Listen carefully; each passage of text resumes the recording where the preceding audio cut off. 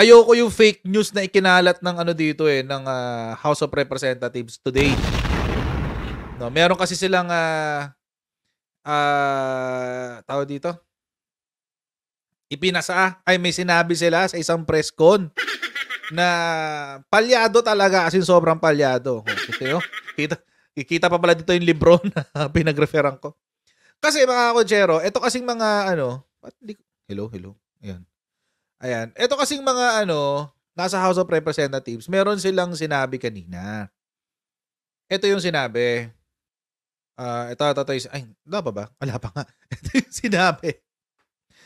sinabi that these two House officials lecture. Tinuruan daw si Jinggoy on Chacha voting provision. Ay, grabe siya. May pagturong naganap, guys. May pagturong naganap. So, grabe naman tong Merong loyalista since 1970s. Grabe. But anyway. So ito na nga. Bakit daw may comment sila doon sa sinabi ni Jinggoy. Ano ba kasi sinabi ni Jinggoy? Ito kasi sinabi ni Jinggoy. Dapat hiwalay. Jinggoy rejects House Chacha resolution over joint voting clause. Yan na naman sila. Ipipilit na naman nila yung joint voting. Ay, sabi ni Jinggoy, Senator Jinggoy Estrada thumbed down the resolution of both Houses 7 filed in the House of Representatives that seeks to amend the economic provisions of the 1987 Constitution. While it is a copy of the Senate's resolution of both houses for an economic charter change, the two differed on the manner of voting. Ito na naman tayo. Pinipilit na naman nila mga kotsero. Tingnan nyo, mga siraulo talaga to mga nasa house eh. Okay na guys eh, okay na. Okay ka na eh.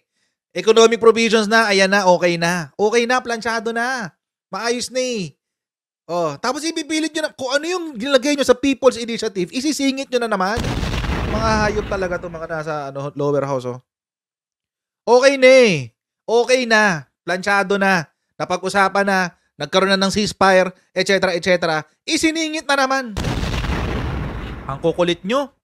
Nadidelay kasi kaya naiinis ako kasi economic provisions to eh. Malapit to sa sikmura natin lahat. Ito yung magbubukas ng ating ekonomiya para sa foreign investors. Para naman kahit papano maka-level naman tayo katulad ng Thailand, katulad ng Vietnam, 'di ba? Katulad ng Malaysia, katulad ng China, etc. Ngayon mga kotsero, eto na. So ayun mga kotsero, bago tayo magpatuloy sa ating topic, tayo muna yung magsha-shoutout sa ating mga kaibigan sa Sendwave. Kaya po ay nasa US, UK, Canada, Italy, France, Spain, Ireland, and Belgium. May pwede na po yung magpadala na yung mga remittances galing sa Pilipinas. Papunta pa lang Pilipinas. Gamit ang Sendwave. Kung kayo ay, syempre, download nyo yung Sendwave app. Pagka-download nyo ng app, gawa kayo ng account, lagay nyo ba account details nyo dyan. At pwede na kayo magpadala sa GCash, sa mga bangko at iba't ibang mga pawn shop sa bansa. At kapag ginamit nyo pa ang promo code na Coach Jarrett, sa inyong unang padala ay makakakuha kayo ng karagdagang $20 free credit. Kaya yan, gamitin na si Sendwave for all of your remittance needs. So sa copy daw ng sa resolution of both houses sa Senate is voting separately. Doon naman sa mga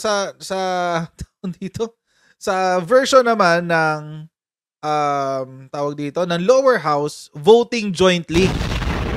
So kung ano yung isinulat nila doon sa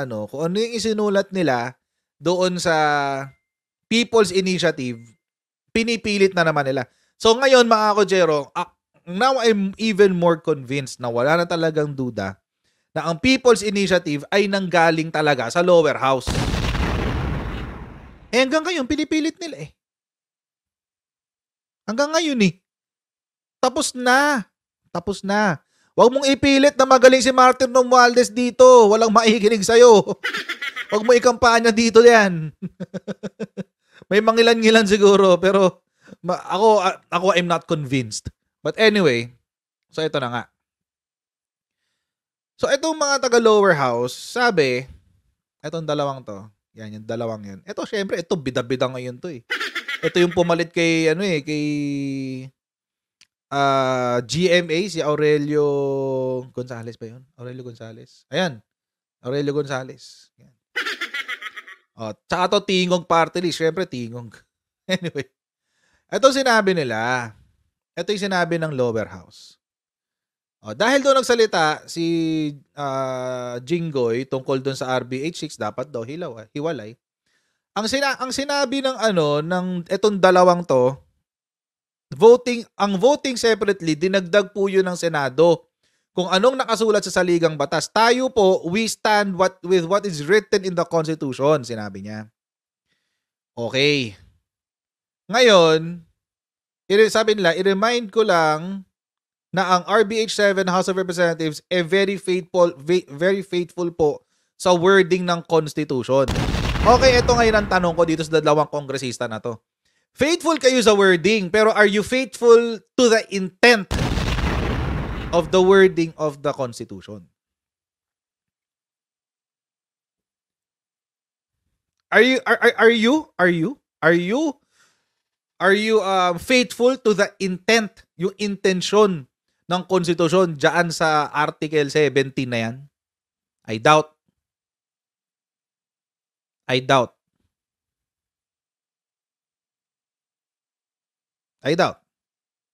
Alam niyo kung bakit? Dapat alam nila to eh. Kasi yung House Speaker nila, abogado to eh. Kaya nagtataka ako bakit pinagpipilitan niya tong voting jointly na to eh.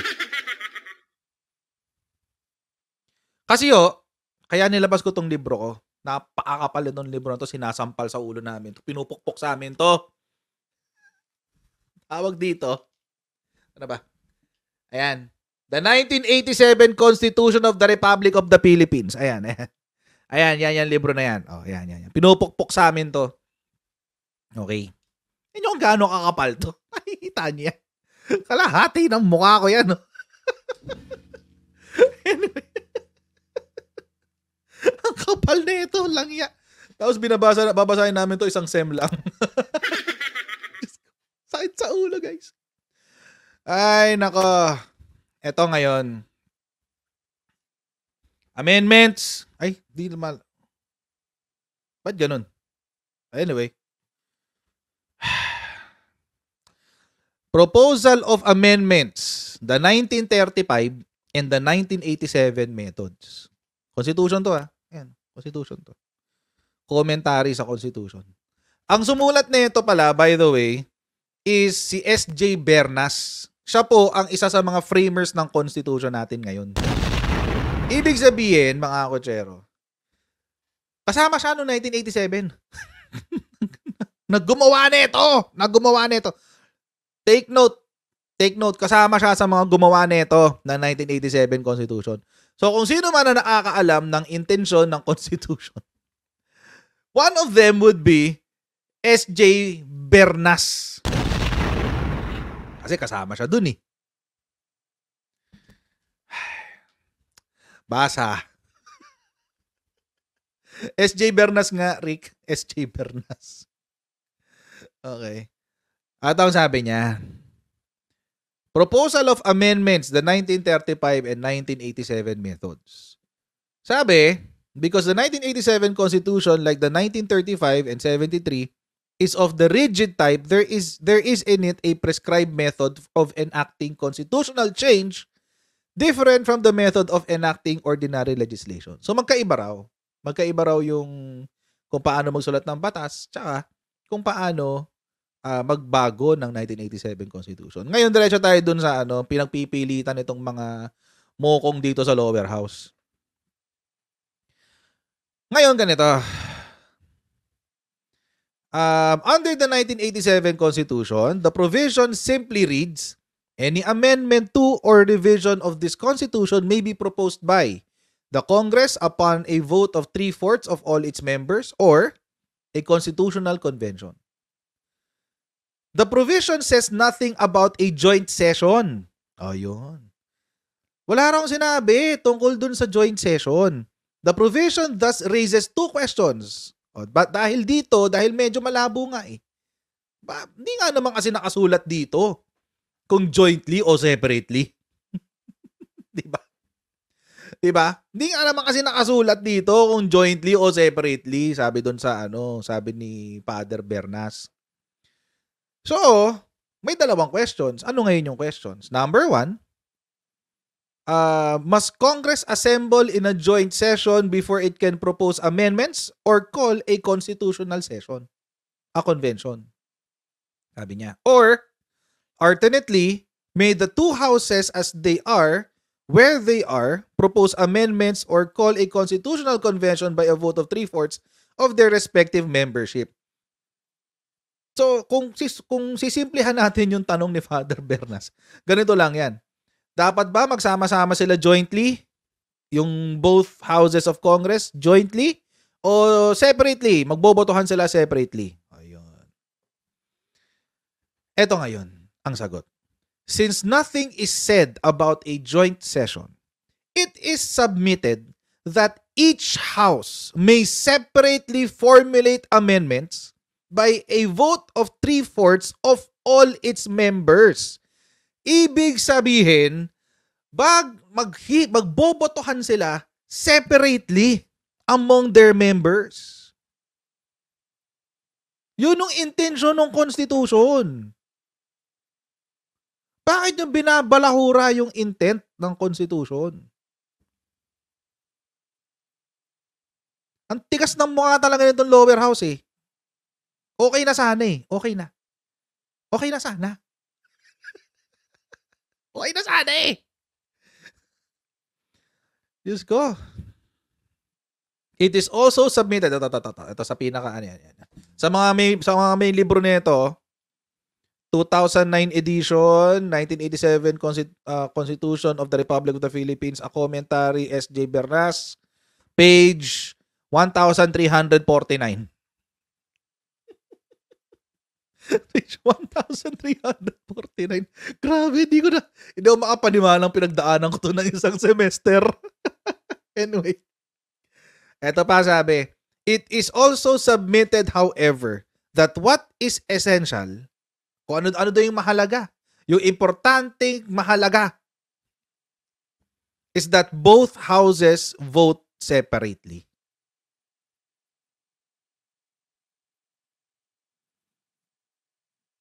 Because the power to propose amendments is given not to a unicameral body, but to a bicameral body.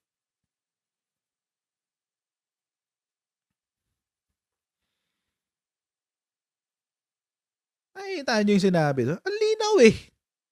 Ang linaw eh. Napakalinaw kasi. Diyos ko. Balikan nyo nga.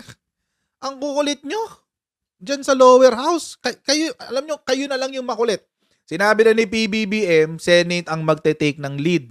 Sinabi ng Senate, dahil kami ang magte-take ng lead, vote separately tayo ha. Balikan nyo uli yung sinabi ni Presidente Bongbong Marcos.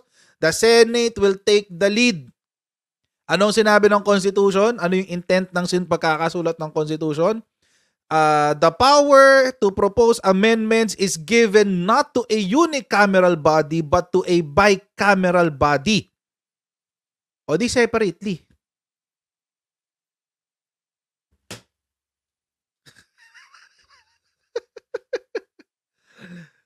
Wag kayong makulit dyan sa lower house. Kukulit nyo? Ang kukulit nyo dyan sa lower house. Ayun, di ko masakit malalagay ito. Kasi nakalagay yan dun sa bookshelf ko. Ang kukulit nyo dyan sa lower house, sobrang kulit nyo talaga, promise. Sobrang kulit nyo. Sinight nyo pa to. Kopya lang po natin doon. Etc. Hindi nga kayo mapagkatiwalaan dun eh. Kaya yung sa version na isinulat ng Senado, mas malinaw. Linaw nila. Vinerbalize nila yung intent ng Constitution. Ang problema sa inyo, gusto nyo ng loophole.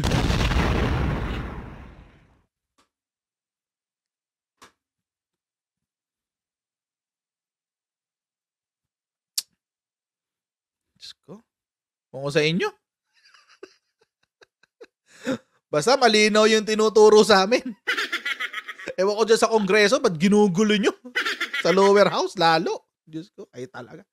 Ayaw nyo umayos, ginagawa nyo tanga mga Pilipino eh.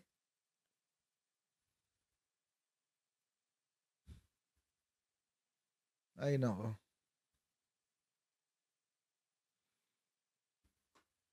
Nagawa nyo tanga mga Pilipino. Pareho kayo, Senado, tsaka lower house. Oh?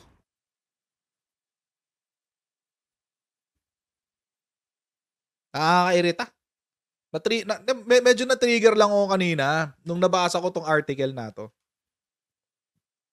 Ayoko siya dapat i-topic, kaso na-trigger ako. Sabi ko, ano ba itong mga taga-lower house na to? Hindi nyo ba talaga tatantanan yung ano na yan? Jointly na yan? Ginagawa tayong tanga nitong mga to eh. Abogado naman si Martin Romualdez. Baka hindi nyo ho alam.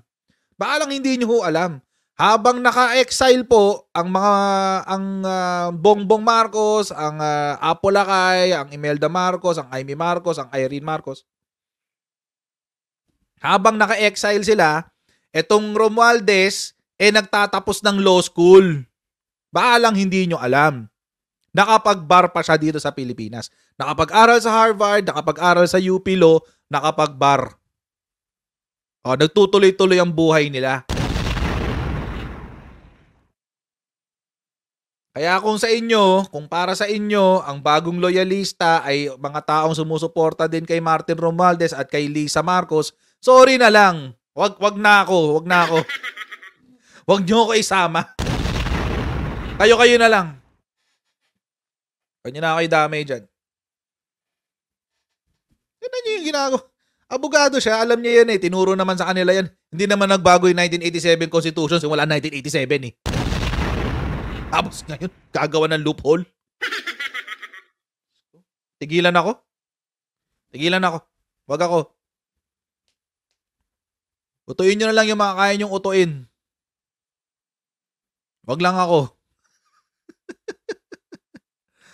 So, kung naniniwala kayo kay Martin at kay Lisa, bahala kayo, walang problema. Kayo na lang. Huwag na lang kayo damay. Diba? Diyos ko. Tapos bayaran daw ako ni Martin. Sino may sabing bayaran ako ni Martin? Ang bobo niya. Ang bobo mo!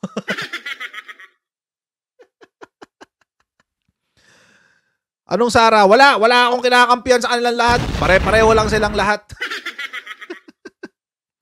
Hindi ako galit kay FL. Wala akong gusto sa kanya. Wala akong naramdaman sa kanya. Ayoko lang sa kanya. Kaya tigilan nyo ako dyan.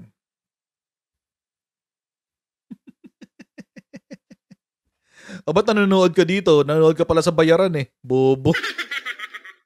Talagang bayaran ka. Nanonood ka pala sa bayaran eh. Sinong tanga? Di ikaw.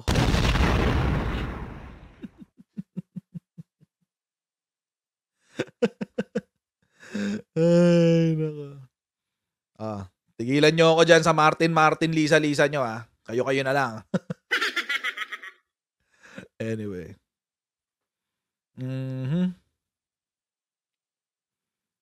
So mga kutsara, maraming po salamat sa inyo patuloy na pagsuporta sa ating channel. Huwag niyo po kalimutan mag-subscribe sa Coach Jared YouTube channel and pa-follow na rin po tayo sa ating Facebook page para like kayo updated sa mga ganap dito sa ating channel. I'll see all of you in the next Coach Jared Live! See you guys. Bye. God bless.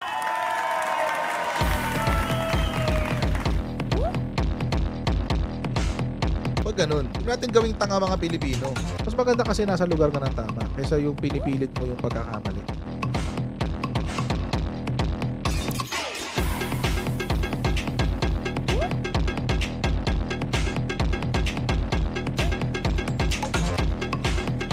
Are they willing to go that far? Hindi nakakalimutan ng Pilipino yan hanggat di nasasagot niya. Sino ngayon nagsasabi ng totoo?